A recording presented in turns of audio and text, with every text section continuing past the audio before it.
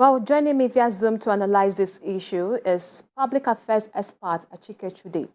Thank you for joining us. Thank you very much, Jacinta. Right.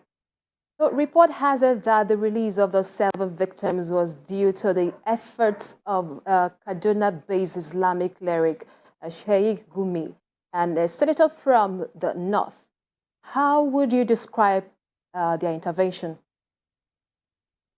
Well, this will not be the first time that they will be intervening. Of course, he has been making statements about his, and that is talking about the Sheikh Gumi. He has been making statements in the past about his various interventions with the terrorists. And we have seen pictures of him, posing for photographs with the terrorists, maybe in the course of the negotiations. And so it is one of such negotiations that have led to the release of these people. I'm not sure. I don't know whether the president is claiming that the government did anything in that direction, because the government absolutely did nothing. And he has made assurances to the kidnapped victims that were released. I'm not sure. Of course, they will respect the office of the president of the Federal Republic of Nigeria. But I don't know whether they will believe the president that the president is doing enough to release or secure the release of the remaining people. Obviously, the issue of insecurity continues to be an existential problem, threat to all of us. It has grown in leaps and bounds since for the past 7 years that the president has been in charge. And so it's not just about releasing the victims of the train attack, the kidnapped victims of the train attack, but it is also about ensuring that these things do not happen again. The only reason why we seem to be the issue of the kidnapped train victims are in the media is because of the novelty of the attack, is because of the number of prominent people that were involved in that were kidnapped. Because there are so many in many parts of this country, kidnappers are in the bushes with their kidnapped victims, Nigerians. Especially in the north. So there are so many parts of the places in the north where these kidnappers are also with their victims. And so nobody seems to be talking about those people except the kidnapped train victims. So nobody is more important than others. Like I said, it is because of the novelty of the attack and then the fact that these are very prominent, Nigerians, some of them. And so that's why people are talking about it. But I think it's really unfortunate that we find ourselves in this situation. The president has given reasons, but I think these reasons are excuses, because we've had instances where, we've had either planes are hijacked in different parts of the world, or people are being held prisoner in, against their will by terrorists in Russia, in America, and many other parts of the world. And we have seen how their security forces trained to respond in this manner, to rescue such people, actually did something, and they rescued these people with very minimal casualties. When this kind of thing happens, you cannot rule out casualties, but because they are experts, because they are trained in this, in most cases, you find that the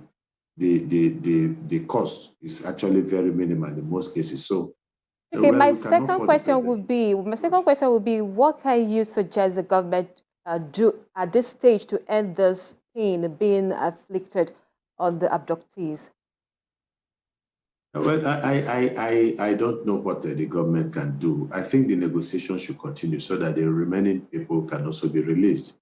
It is these negotiations that have led to their release. And don't also forget that monies, they are not just being released because the kidnappers have suddenly repented from their dastardly acts. They are released because they are being given money. These people are held for ransom, and they are being released because huge sums of money are being given to them. And these are monies that they also recycle and they use to buy more arms and become much more dangerous.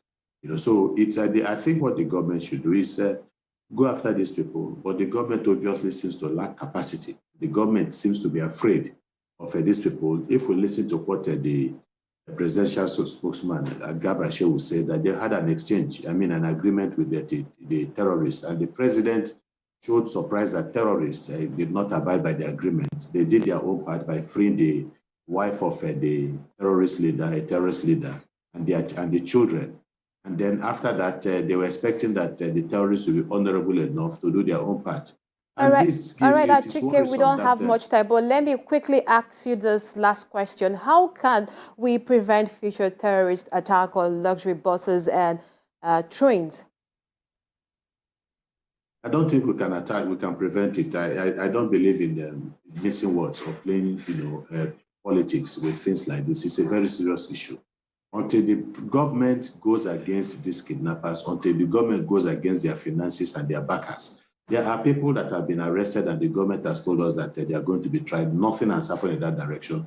Until the government can give us, really convince us that many members of the government at the very highest level in this country are not involved one way or the other, in an unwholesome manner with some of the kidnappings and the terrorist activities that are going on, then that is the only way a lot of Nigerians will rest assured that their government is for them. Right now, too many Nigerians are suspicious of the government, and they believe that the government knows more than they're telling us. So the government needs to do more. Go after the kidnappers, go after their source of funds, and make sure that you squeeze them tight and that they don't have access to funds. Once they do not have access to funding, then they will, automatically, they can actually be wiped out much more easily because they are now in a less, position to actually carry out the activities that they are carrying out. The government is not doing that, but I think that is what the government should be doing. But as for whether they can prevent all the attacks that are going on, for as long as these terrorists are where they are right now, which is operating a position of strength, they will continue to do what they're doing unchecked, unless the government is more proactive. All right. Thank you very much, Achike, for coming on the show.